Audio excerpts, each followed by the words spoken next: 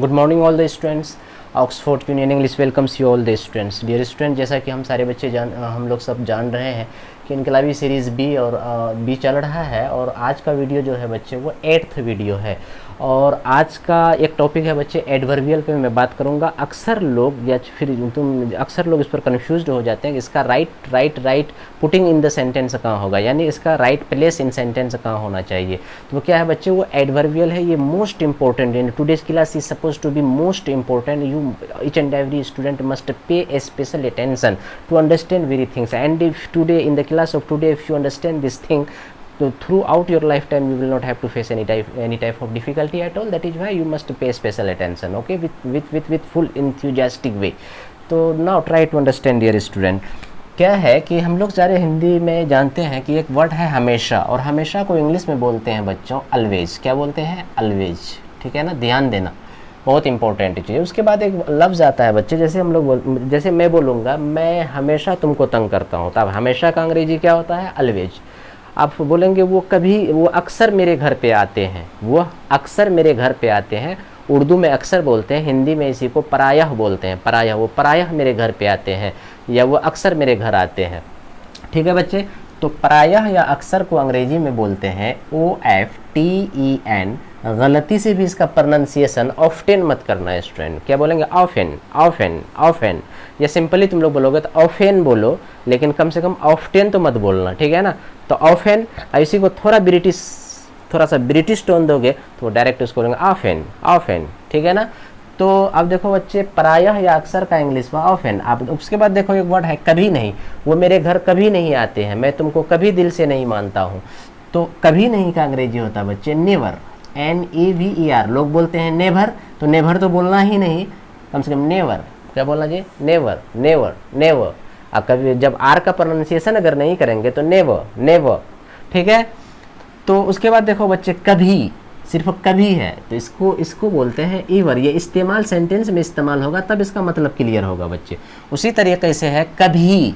ये कैसा कभी है बच्चे? जैसे हम लोग बोलते हैं कि बार्किंग डॉग सेल्डम बाइट, यानी जो कुत्ता भूखता है वो काटता नहीं, का मतलब हुआ कि बार्किंग डॉग यानी भूखता हुआ कुत्ता, यानी बार्किंग डॉग सेल्डम बाइट, वो नहीं के बराबर काटता है। कभी अपवाद कहीं पर मिल जाए, नहीं तो अक्सर कुत्ता जो भूखता है वो काटता नहीं है, ठीक है। यानी जो मेघ यानी बादल गरजता है तो वो अक्सर बरसता नहीं है। तो इसीलिए क्या कहा कि लेकिन कभी कभी बरस, तो कभी कभी मतलब कभी मुश्किल से कभी, ठीक है। तो वो वाला कभी है यहाँ पर, और उसको अंग्रेजी में बोलते हैं बच्चे कि सेल्डम। क्या बोलते हैं? सेल्डम। तो अब यहाँ पर याद रखना बच्चे, ये पांचों बहुत सारी चीज़ें हैं। एडवर्ब चैप्टर जब मैं पढ़ाऊंगा तो वहाँ मैं डिटेल से एडवर्ब बताऊंगा। Adverb chapter in English grammar is suppose to be most important. Without having the good knowledge of the usage of adverb, the meaning of the sentence would be something else. You want to speak something but the sentence would be telling something else. That means what, कि आप sentence कुछ और कहना चाह रहे हैं, मतलब उसका कुछ और हो रहा है। तो वो एडवर्ब चैप्टर हम लोग जब एडवर्ब स्टार्ट करेंगे तो वहाँ पर मैं एडवर्ब को इस तरीके से पढ़ा दूंगा कि फिर एडवर्ब कभी लाइफ में पढ़ने की ज़रूरत नहीं होगी। लेकिन ये तो आगे की बात है, लेकिन हम लोग अभी टेंस पढ़ रहे हैं, लेकिन कुछ बातों को एडवर्ब से रिलेटेड कुछ बातों को बता दे रहे हैं, इसलिए कभी हम लोगों को ट्रांसलेशन बनाना, और ट्रांसलेशन में ये आ जाएगा। तो जिन चीज़ों की यानी ग्रामर का वो सेक्शन जो ट्रांसलेशन में हमें बहुत ज़्यादा जरूरी है, तो मैं उन बातों को टच करते जा रहा हूँ। उसके बाद तो फिर हम लोग आएंगे नाउन से स्टार्ट करेंगे प्रीपोजिशन तक, और फिर प्रीपोजिशन के बाद वॉइस है, नरेशन है, ट्रांसफॉर्मेशन ऑफ सेंटेंस है, दीगर चैप्टर जितने सब्जेक्ट, वर्ब, एग्रीमेंट है, सिंटेक्स है, ये सारी चीज़ों को हम लोग वहाँ पर देखेंगे। लेकिन यहाँ पर इन बातों को समझना बच्चे आज, कि जैसे क्या है ये अलवेज, ये शब्द अलवेज हमेशा, ऑफेन अक्सर, नेवर कभी नहीं, ईवर कभी, सेल्डम कभी यानी मुश्किल से कभी वाला। तो याद रखना बच्चे, और भी चीज़ें हैं, लेकिन इन 5 चीज़ों को अभी तुम लोग माइंड में याद रखना कि ये पांचों आइटम्स जो है ये एडवर्ब का एक छोटा सा हिस्सा है। क्या है बच्चे? एडवर्ब का छोटा सा हिस्सा है, यानी एडवर्ब का एक पार्ट है, एडवर्ब का पार्ट है। इसीलिए अंग्रेजी ग्रामर में इसको एडवर्बियल नाम दिया गया है। क्या दिया है? एडवर्बियल्स, यानी एडवर्ब का छोटा छोटा टुकड़ा। तो एडवर्बियल्स, इतनी बात याद रखना बच्चे, एडवर्बियल्स। अगर मैं तुमसे कहूँ कि एडवर्बियल किसे कहते हैं, तो ये पांचों का नाम बता देना, यानी adverbials are the part of adverb chapter, ठीक है। Mainly for example if you want to tell about the name of adverbials you may speak that, you may tell कि also, often, never, ever, seldom, ठीक है ना बच्चे। क्या seldom, ईवर, अगर नीचे से जाए तो सेल्डम, ईवर, नेवर, ऑफन, ऑलवेज, या always, often, never, ever, seldom, ये पांचों को याद रखना और ये पांचों का मतलब भी बच्चे याद रखना। क्लियर ना। तो अब आओ हम लोगों का अभी टेंस क्या चल रहा है बच्चे, ये प्रेजेंट इंडिफिनिट में इसका इस्तेमाल कैसे होता है, मैं इसका इस्तेमाल बता रहा हूँ। तो इसको याद रखना हमेशा कि अगर प्रेजेंट इंडिफिनिट में एडवर्बियल आ जाए तो अभी तक लेकिन हम लोग जानते क्या है जी, प्रेजेंट इंडिफिनिट का फॉर्मूला क्या है, सब्जेक्ट प्लस V1 या V5 प्लस ऑब्जेक्ट देंगे। अगर मॉडिफाइड है तो पहले मॉडिफाइड ऑब्जेक्ट को दे देंगे, उसके बाद ऑब्जेक्ट को देंगे, अगर रेस्ट है तो रेस्ट को देंगे, नहीं है तो कोई बात नहीं, ये फॉर्मूला है। लेकिन बच्चे अगर प्रेजेंट इंडिफिनिट में एडवर्बियल आ जाए तो स्ट्रक्चर में बच्चे थोड़ा परिवर्तन हो जाता है, याद रखना, स्ट्रक्चर थोड़ा बच्चे बदल जाता है, ठीक है। क्या बदलता है वो, कि अभी तक हम लोगों का क्या था, यानी ये कब बदलेगा, जब एडवर्बियल सेंटेंस में आएगा तब। तो यहाँ गौर से समझना कि अभी सब्जेक्ट वर्ब, उसके बाद मॉडिफाइड ऑब्जेक्ट, ऑब्जेक्ट रेस्ट है। अगर एडवर्बियल आ गया सेंटेंस में तो बच्चे बदल जाता है, यानी सब्जेक्ट और उसके जस्ट बाद तुमको एडवर्बियल को देना हो गया। शॉर्ट कोड में लिख रहे हैं एडवर्बियल, यानी लिख ही दे रहा हूं पूरा में, एडवर्बियल्स, यानी अगर एडवर्बियल्स है तो पहले आप इसको रखिए, अगर इसको फॉलो नहीं कर रहे तो सेंटेंस गलत हो जाएगा बच्चों, याद रखना हमेशा। तो एडवर्बियल्स देंगे और उसके बाद तब मेन वर्ब देंगे, यानी जो है ऊपर में दिया हुआ V1 या V5, और उसके बाद अगर मॉडिफाइड है तो मॉडिफाइड को रख देंगे, नहीं तो नहीं है मॉडिफाइड ऑब्जेक्ट है तो ऑब्जेक्ट को रख देंगे, और उसके बाद अगर रेस्ट है तो दे देंगे, नहीं है तो कोई बात नहीं है। तो ये वाला फॉर्मूला हमेशा याद रखना बच्चे, अगर एडवर्बियल आ जाए तो थोड़ा परिवर्तन यानी थोड़ी तब्दीली हो जाती है, ठीक है ना। तब्दीली कैसे होती है, तो इस तरीके से। अब ये एग्जाम्पल से क्लियर होगा बच्चे। जैसे एग्जाम्पल देखो, बोले मैं एक सेंटेंस में बोल रहा हूँ कि मैं हमेशा तुमको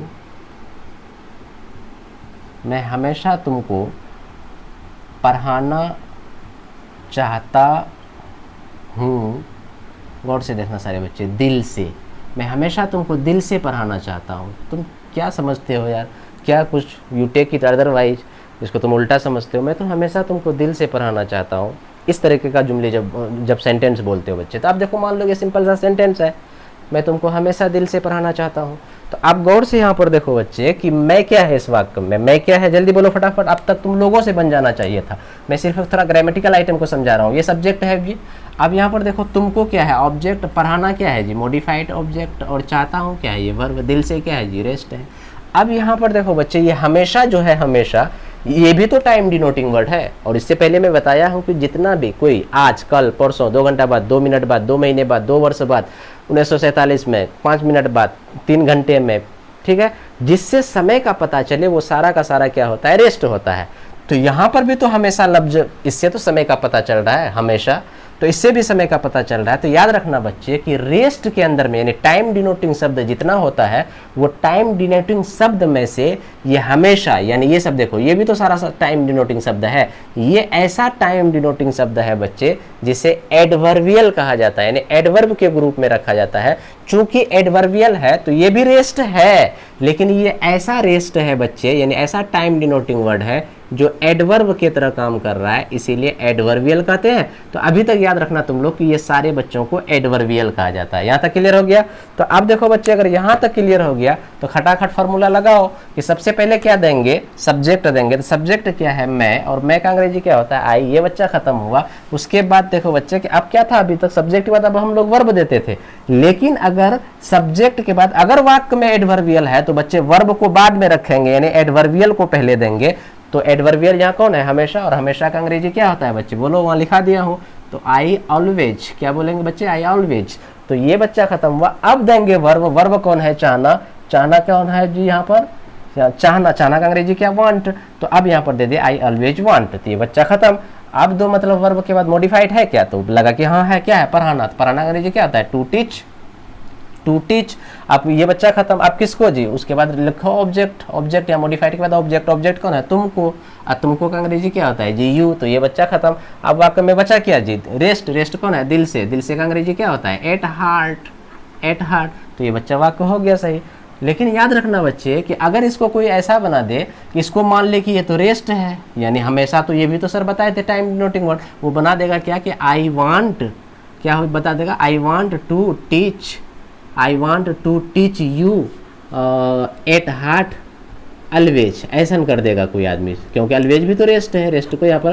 तो बच्चे ये गलत हो जाएगा, और ऊपर वाला सेंटेंस यही सिर्फ राइट है, ये गलत हो जाएगा। क्यों, ये अलवेज का प्रयोग हमने वहाँ पर कर दिया है। तो पता ये चला बच्चे, हम लोग ये सीखे कि ये एडवर्बियल जो है, एडवर्बियल्स यानी all the adverbials, all the adverbials in the sentence would be put just after verb but just before main verb of the sentence. यानी पता ये चला, अगर प्रेजेंट इंडिफिनिट में है बच्चे, या फिर दीगर टेंस में आएगा तो वहां पर हम लोग देखेंगे, लेकिन इस टेंस में प्रेजेंट इंडिफिनिट में जस्ट सब्जेक्ट के बाद और मेन वर्ब से पहले, सब्जेक्ट के जस्ट बाद और मेन वर्ब से जस्ट पहले। या गौर से देखो बच्चे, सब्जेक्ट के जस्ट बाद और मेन वर्ब से जस्ट पहले, यानी एडवर्बियल का प्लेस रखेंगे। तो यहाँ पर देखो बच्चे, ये सब्जेक्ट है और ये क्या है सेंटेंस में, मेन वर्ब है। ये क्या है, सब्जेक्ट है और ये क्या है, मेन वर्ब है सेंटेंस का। तो देखो इसी दोनों के बीच में है, तो सेंटेंस इस तरीके से राइट होगा, इस तरह तरीके से रॉन्ग हो जाएगा। तो समझ गए बच्चे, यहाँ तक हमको उम्मीद करते हैं सबके साथ में यही बात होगा। तो अब मैं क्या कर रहा हूँ बच्चे, कि मैं कुछ एग्जाम्पल दे रहा हूँ, धकाधक तुम लोग बनाओ फटाफट। जैसे बोलेंगे कि वह, यहाँ पर देखो, वह यहाँ अक्सर आते हैं, वह यहाँ अक्सर आते हैं। तो आप देखो बच्चे, वहाँ देखने की कोई ज़रूरत नहीं है, आप मतलब बिल्कुल ये छोटा छोटा सेंटेंस, वह आते हैं तो ही कम्स, लेकिन यहाँ पर क्या है कि अक्सर आ गया, यानी यहाँ तो ऑब्जेक्ट है, ये तो सब्जेक्ट है, और आते हैं वर्ब है। तो अब ये अक्सर क्या है, यही ना एडवर्बियल है। तो आप देखो बच्चे, यहाँ पर ही, तो ये बच्चा खत्म हो गया। अब आया आते हैं तो कम देंगे, लेकिन एडवर्ब है तो ही ऑफेन दे, तो पहले एडवर्बियल को देना होगा कि he often comes, he often comes here, वो अक्सर यहाँ आते हैं, हो गया वाक्य। अब देखो एक, अच्छा एक वाक्य और देते हैं कि मेरी मम्मी, मेरी मम्मी अक्सर, मेरी मम्मी अक्सर स्वादिष्ट, स्वादिष्ट भोजन, मेरी मम्मी अक्सर स्वादिष्ट भोजन बनाती हैं, ठीक है, मेरी मम्मी अक्सर स्वादिष्ट भोजन बनाती है। तो सब्जेक्ट कौन है जी, मेरी मम्मी। तो मेरी मम्मी क्या, माई मदर, और यहाँ पर अक्सर लफ्ज आ गया तो दो जल्दी, क्या, ऑफेन, तो माई मदर ऑफेन, उसका वर्ब दो, वर्ब कौन है यहाँ पर, बनाती है, बनाती है मतलब पकाती है, तो कुक्स। तो पता चला कि ये बनाती है, ये भी खत्म हो गया, और मेरी मम्मी ये भी खत्म, और अक्सर तो ये एडवर्बियल था, ये खत्म। और क्या बनाती है जी, स्वादिष्ट भोजन, ये ऑब्जेक्ट है सेंटेंस में, इसीलिए क्या हो जाएगा, टेस्टी फूड। तो क्या हो जाएगा, टेस्टी फूड, ठीक है जी। तो क्या हो गया, my mother often कुक्स tasty food, और मेरी मम्मी अक्सर स्वादिष्ट भोजन बनाती है। अगर यहाँ पर जोड़ देते हम लोगों के लिए, वो रेस्ट होता, रेस्ट को लास्ट में रख देते, my mother often कुक्स tasty food for us, my mother often कुक्स tasty food for us, तुम्हारी मम्मी तुम लोगों के लिए अक्सर स्वादिष्ट भोजन बनाती है। तो your mother often कुक्स tasty food for you, your mother often कुक्स tasty food for you. तो इस तरीके से तुम बोलो बच्चों, ठीक है ना। अच्छा, मैं अक्सर क्लास में अंग्रेजी बोलता हूँ, तो I often speak English in the class, I often speak English in the class, I often speak English in the class, you often speak English in the class, ठीक है। मेरे प्रिंसिपल क्लास में हमेशा अंग्रेजी बोलते हैं, तो my principal always speaks English in the class, ठीक है ना।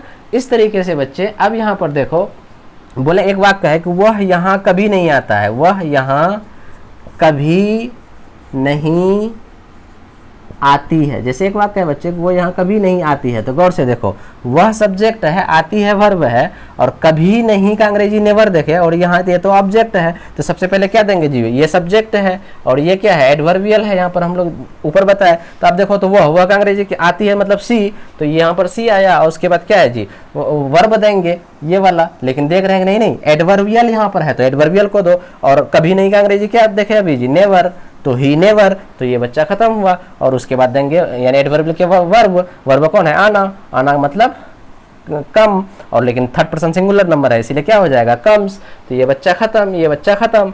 अब बचा क्या जी, ऑब्जेक्ट, ऑब्जेक्ट कौन है यहाँ, तो क्या हो जाएगा बच्चों, हियर।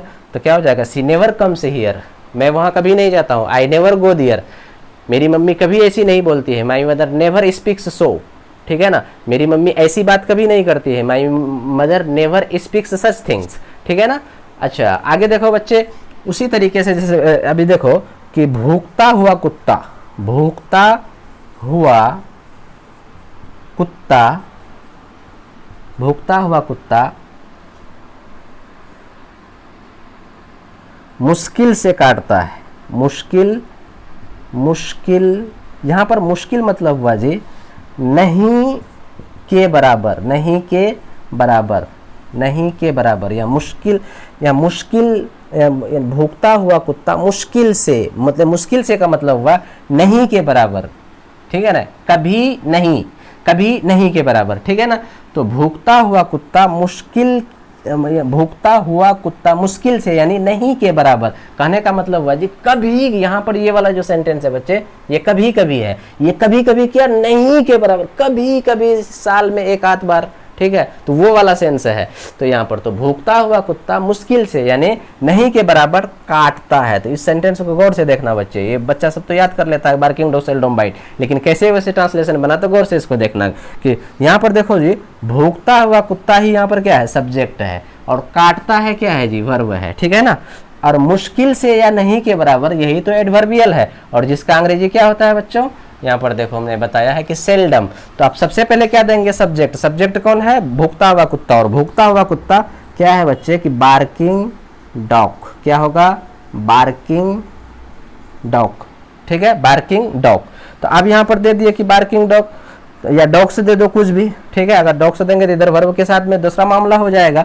तो ये बच्चा सब्जेक्ट खत्म हो गया, और उसके बाद इस वाक्य में क्या है जी, एडवर्बियल। तो एडवर्बियल कौन है, सेल्डम, बार्किंग डॉग्स सेल्डम, तो ये बच्चा खत्म, और काटता है मतलब बाइट। तो इसीलिए अंग्रेजी में कहावत बना है barking dogs seldom bite, barking dogs seldom bite, ठीक है ना।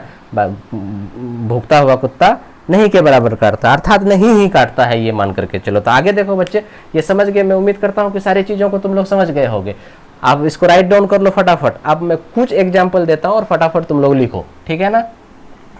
लिख लिए सारे बच्चे, मैं उम्मीद करता हूँ सारे बच्चे लिए, और more and more do practice बच्चे, एकदम बिल्कुल on the basis of this very types of sentences, on the basis of this very structure you also cultivate your habit to speak different types of sentence. Whatever in day to day life you speak in Hindi, the same sentence must be spoken by you in English on the basis of this very structure.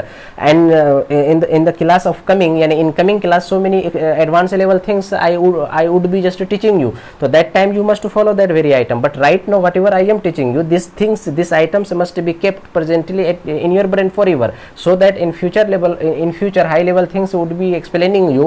So at that time, I will not teach you these very types of tricky things, or these very important things I will not teach you at that very time. That is why each and every student must revise again and again. Only then when I will be just teaching you high level thing, that means this thing also help that advanced level thing to just make the complete your perfect knowledge of English language and literature. That is why I personally request each and every student have good command over, and you must try to develop good comprehension related to these very all items, and these all the things must be kept in your brain forever. Now see the next sentence. Some sentences I am going to give you in Hindi, then you must make translation of the given sentences. Right now, when you will be completely unable to make, then I will translate all the Hindi sentences. That is why pay special attention. Right now I am going to just give you 5 sentences. Try to just pay special attention towards me. अब देखो जी, एक sentence है बच्चे, खटाखट तुम लोग बनाना। That is what कि हम लोग, फटाफट देखो क्या है, हम, मैं बोल रहा हूँ हिंदी, तुम लोग सुन लो, कि हम लोग हमेशा गरीबों की मदद करते हैं, हम लोग हमेशा गरीबों की मदद करते हैं, हम लोग हमेशा गरीबों की मदद करते हैं। अब देखो बच्चे, यहाँ पर लिखिए, अब तक बन जाना चाहिए था तुम लोग, तब इंटेलिजेंट, कि हम लोग हमेशा, बस यहाँ तक, वी ऑलवेज, यहाँ तक तो आप सोचना ही नहीं था, वी ऑलवेज। तो ये बच्चा, ये सब्जेक्ट था, ये एडवर्बियल, खत्म। अब क्या है जी, मदद करते हैं, ये वर्ब है, ठीक है। तो जानते हैं कि जस्ट एडवर्ब के बाद वर्ब होगा, मदद करना का हेल्प। तो वी ऑलवेज हेल्प, ये खत्म हो गया गरीबों के, और गरीबों का अंग्रेजी याद रखना द पुअर्स, और पुअर को प्लूरल मत कर देना, ठीक है जी। द पुअर ये क्या होता है, इसका खुद मतलब होता है गरीब, बहुत सारे गरीब, ये प्लूरल सिग्निफिकेंस रखता है, इसीलिए बाद में बताएंगे क्यों रखता है आर्टिकल चैप्टर में, लेकिन यहाँ पर ध्यान देना, we always help the poor. अब देखो जी, मैं हमेशा गरीबों की मदद करता हूँ, I always help the poor. मेरे पापा हमेशा गरीबों की मदद करते हैं, my father always help the poor. तुम्हारी मम्मी हमेशा गरीबों की मदद करती है, your mother always helps the poor. तो helps the poor. तो like these sentences must be spoken by you very attentively and try to speak more and more sentences. Now see the next sentence. अब बोलेंगे बच्चे कि तुम लोग अक्सर, तुम लोग अक्सर मेरी छोटी बहन को रास्ते में तंग करते हो। गौर से देखना सारे बच्चे, तुम लोग अक्सर मेरी बहन को रास्ते में तंग करते हो।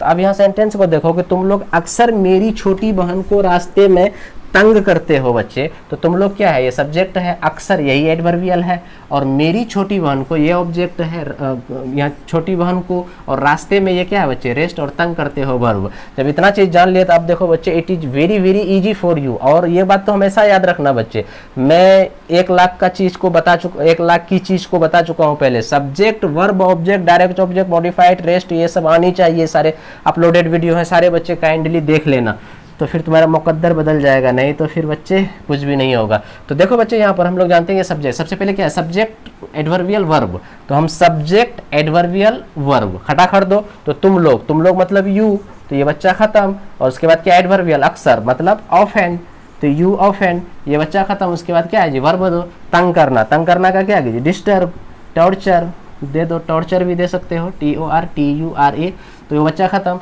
उसके बाद क्या है जी, ऑब्जेक्ट को रखो, लेकिन ऑब्जेक्ट से पहले मॉडिफाइड है। मॉडिफाइड वाक्य में है क्या, देखो तो लग रहा है कि ये पूरे वाक्य में कहीं पर भी सब्जेक्ट ये खत्म हो गया, ये वर्ब हो गया, इस वाक्य में क्या है, एडवर्बियल नहीं है, मतलब मॉडिफाइड ऑब्जेक्ट नहीं है। और मॉडिफाइड ऑब्जेक्ट नहीं है तो ऑब्जेक्ट पर जाएंगे। तो ऑब्जेक्ट कौन है जी, यहाँ पर ऑब्जेक्ट कौन है इस वाक्य में, मेरी छोटी बहन को। तो यू ऑफेन डिस्टर्ब किसको, तो मेरी छोटी बहन को। और मेरी छोटी बहन का अंग्रेजी क्या था, माई यंगर सिस्टर, तो पता चला ये बच्चा खत्म। अब बचा क्या जी, रेस्ट बचा। रेस्ट क्या है, रास्ते में का अंग्रेजी बताए थे हम पिछले क्लास में कि ऑन द वे।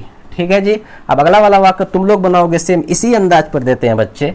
हमेशा याद रखना, इन सारी सेंटेंस को तुम बिल्कुल प्रैक्टिकल लाइफ में इसको बोलना चालू करोगे, क्योंकि वो लोग स्पोकन पढ़ते हैं अलग से, दरअसल बच्चे स्पोकन कुछ होता नहीं है। ठीक है, क्या है कि डे टू डे में जितनी sentences, day to day life में तुम जितना सेंटेंसेस को हिंदी में बोलते हो, उसी को अंग्रेजी में बोलने की सलाहियत तुम्हारे अंदर में आ जाए, हो गया। This is called what, spoken English. ठीक है ना।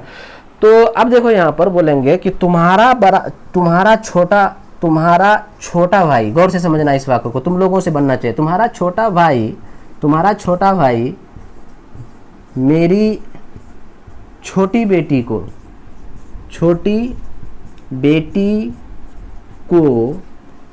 तंग करना चाहता है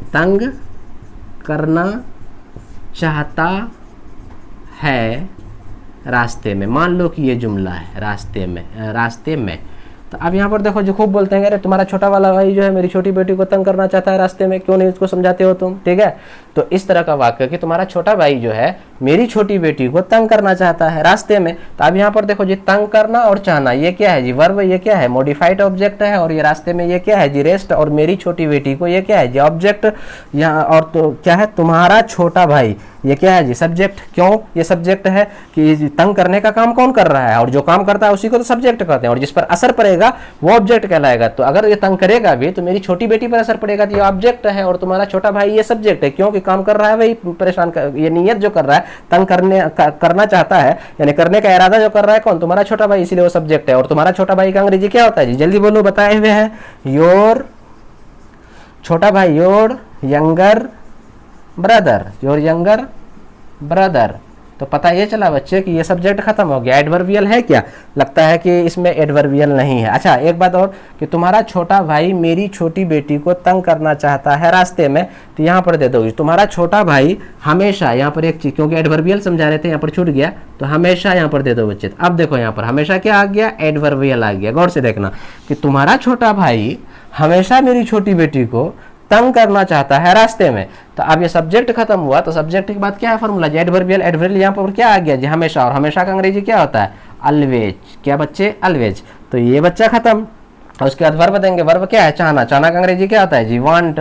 लेकिन यहाँ पर जो है तुम्हारा छोटा भाई, ये 3rd पर्सन सिंगुलर नंबर है, इसीलिए क्या हो जाएगा, वांट्स। तो पता चला ये खत्म। और उसके बाद फॉर्मूला क्या, वर्ब क्या, मॉडिफाइड ऑब्जेक्ट है। तो मॉडिफाइड कौन है, तंग करना का टू टॉर्चर या डिस्टर्ब, तो ये खत्म हो गया। अब देखो बच्चे यहाँ पर मॉडिफाइड के बाद ऑब्जेक्ट कौन है, मेरी छोटी बेटी को। तो मेरी छोटी बेटी का अंग्रेजी क्या होगा, माई यंगर डाउटर। तो अब यहाँ पर देखो बच्चे, माई यंगर डॉटर ऑब्जेक्ट था, ये बच्चा खत्म हो गया, पूरे वाक्य में देखो सारा खत्म हो गया, खाली एक आइटम बचा क्या, रास्ते में। और रास्ते में का अंग्रेजी क्या होता है, अभी बताया कि ऑन द वे। तो अब देखो बच्चे कि ये कितना लंबा लंबा सेंटेंस है, कितना आसानी से बन रहा है। इसीलिए तुम्हारा छोटा भाई हमेशा मेरी छोटी बहन को तंग करना चाहता है रास्ते में। तो your younger brother always wants to torture my younger daughter on the वे।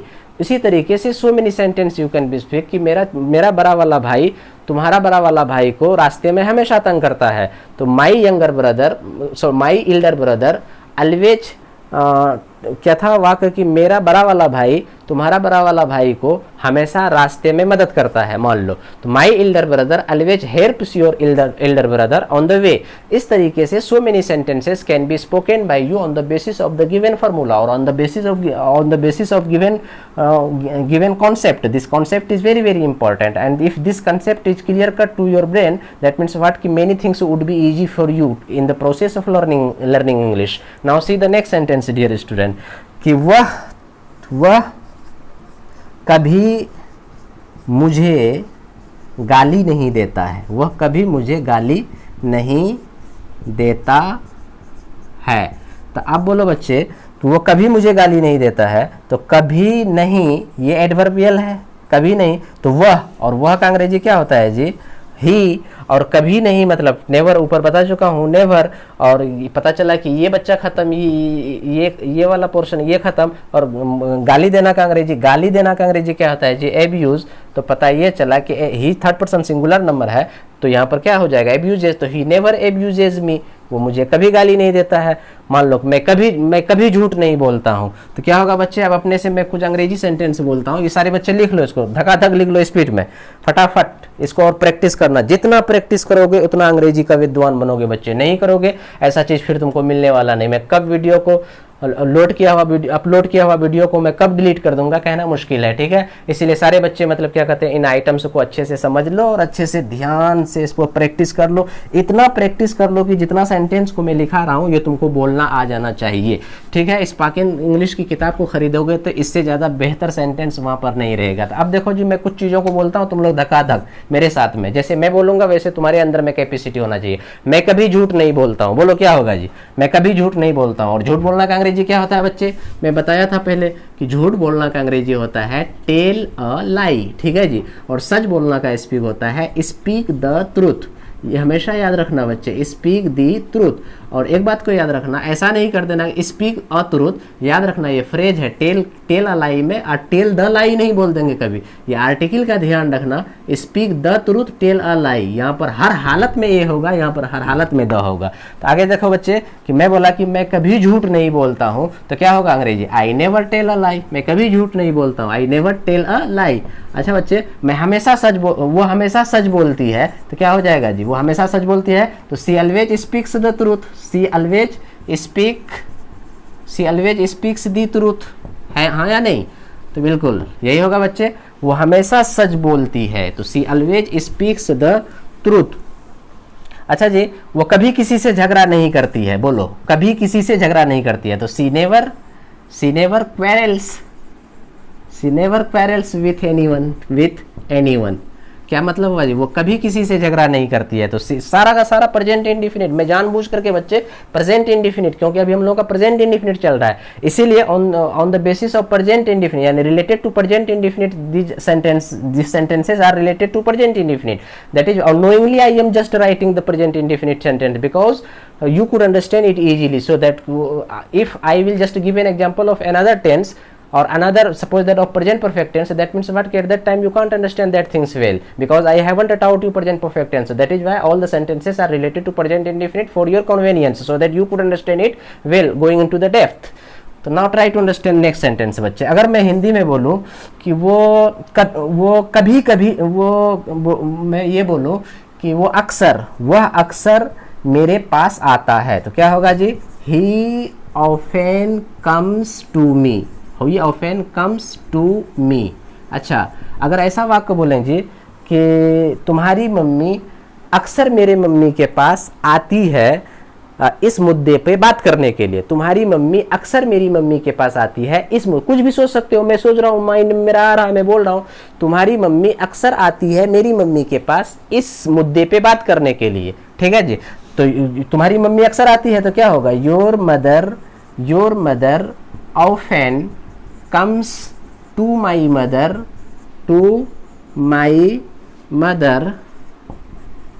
तो क्या कि तुम्हारी मम्मी अक्सर आती है मेरी मम्मी के पास क्या करने के लिए जी, इस मुद्दे पर बात करने के लिए या इस मुद्दे पर डिस्कशन करने के लिए। तो टू हैव डिस्कशन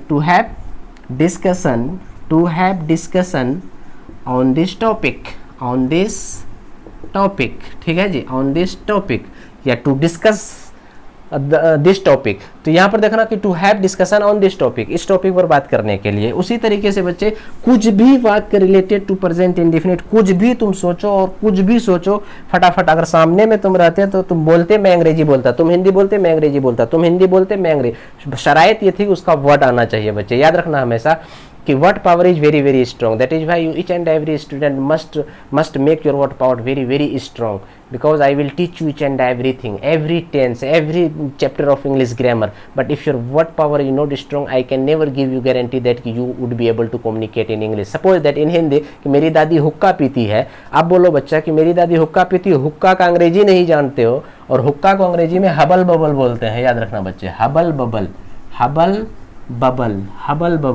आप मान लो कि हुक्का का अंग्रेजी हम नहीं जान रहे हैं बच्चे, तो आप जानबूझ करके मतलब क्या कहते हैं नहीं बोल सकते हो तुम, क्योंकि उसकी अंग्रेजी तुमको आती ही नहीं है, ठीक है ना। इसी तरीके से बच्चे वर्ड पावर को स्ट्रॉन्ग करोगे तो मेरे साथ अब, क्योंकि अभी वर्ड का भी आ गया है, मैं अपने गैलरी में उसको सेंड कर दूंगा सारा बना, वर्ड पर अलग सेपरेट वीडियो बनेगा। तो सारा जब खोलोगे तुम प्ले लिस्ट तो वहाँ पर वर्ड गैलरी आएगा, तो उसमें ऑटोमेटिकली बहुत सारा रहेगा। लेकिन अभी मैं प्रेजेंट इंडेफिनिट को क्लियर कर दो। तो उसी तरीके से बच्चे एक सेंटेंस बोलो कि वो बोलेंगे वो हमेशा मुझे तंग करता है, वो हमेशा मुझे तंग करता, वह लड़का हमेशा मुझे तंग करता है। कोई लड़की अपने पापा या भाई को कह रही है वो लड़का जो है वो लड़का हमेशा मुझे तंग करता है, तो क्या बोलेगी वो कि that boy always disturb me, वो लड़का हमेशा मुझे तंग करता है। अब उसमें जोड़ देगी अगर वो लड़का हमेशा मुझे तंग करता है, कहाँ पर, तो रास्ते में, तो बोलेंगे ऑन द वे, मतलब हुआ वो लड़का हमेशा मुझे रास्ते में तंग करता है, ठीक है। तो दैट बॉय ऑलवेज टॉर्चर या डिस्टर्ब, यहाँ पर एक चीज छूट गया बच्चे कि दैट बॉय ऑलवेज टॉर्चर या डिस्टर्ब मी, यहाँ पर मी, दैट बॉय ऑलवेज, यानी कि लड़की अपने फादर को या अपने एल्डर ब्रदर को कह रही है कि that boy always disturb me on the वे, वो लड़का हमेशा मुझे रास्ते में तंग करता है। तो इस तरीके से अंग्रेजी में बोलेंगे। अच्छा बच्चों एक सेंटेंस और दूं मैं, तुम लोग अक्सर झूठ बोलते हो, तो क्या हो जाएगा, यू ऑफन बोलो क्या होगा, टेल अ लाई, तुम लोग अक्सर झूठ बोलते हो। अच्छा क्लास में तुम लोग अक्सर झूठ बोलते हो, तो you often tell a lie in the class, इस तरीके से बच्चे समझ गए। ये प्रेजेंट इंडेफिनिट टेंस है। प्रेजेंट इंडेफिनिट में डायरेक्ट इनडायरेक्ट समझ गए, मॉडिफाइड समझ गए और जाकर के आज एडवर्बियल समझ गए बच्चे। आज वीडियो को यहीं पर खत्म करेंगे, लेकिन यहाँ पर ये बात ध्यान रखना बच्चे कि एडवर्बियल वाला इज वेरी वेरी इंपॉर्टेंट। और अगर यहाँ पर देखो जितना भी है ये और जाकर के ये सारा का सारा बच्चा क्या है, एडवर्बियल है। और एडवर्बियल का जगह कहाँ होना चाहिए, जस्ट सब्जेक्ट के बाद और मेन वर्ब से पहले। तो मैं उम्मीद करता हूँ कि सारे बच्चे कायदे से इसको समझ लेना, कभी इस बातों को नहीं भूलना। और खास करके स्पोकन इंग्लिश में या रिटन इंग्लिश में या कोई चीज़ लिखा हुआ है, द हिंदू पेपर अंग्रेजी न्यूज पेपर, उसको पढ़ोगे तो each and everything will be intelligible to your brain. That is why student each and everything must be remembered by you, must be kept in your brain for ever, so that it will be to a great extent it will be very beneficial for all of you, and not only for spoken English but also for competitive English, whatever English and whatever way of English asking in the examination is being asked, that means each and everything would be very very clear and very very easy for all of you students. That is why pay special attention and keep on watching. Thank you very much. One share I would like to just share of Allama Iqbal रहमतुल्लाह अलैह, that is what कि अकाबी रूह जब बेदार होती है जवानों में, अकाबी रूह जब बेदार होती है जवानों में, तो मंजिल खुद नजर आती है उसको आसमानों में। And one quotation from Dr. APJ Abdul Kalam, the greatest scientist, the greatest figure of India. So that is what one beautiful heart is better than 1,000 beautiful faces. One beautiful heart is better than 1,000 beautiful faces. So select a person having beautiful heart, not select a person having beautiful faces. Dear student, you, each and every student, must make your heart very, very, very beautiful. If your heart is beautiful, so the reaction of your heart will just, your brain will observe. That means what, your brain will also think good types of thing for the betterment of complete humanity. That is why each and every student, your heart and brain must be beautiful. Thank you very much. Enjoy this very video. Keep on watching, keep on sharing, keep on subscribing. Thank you very much. Wishing you all the best.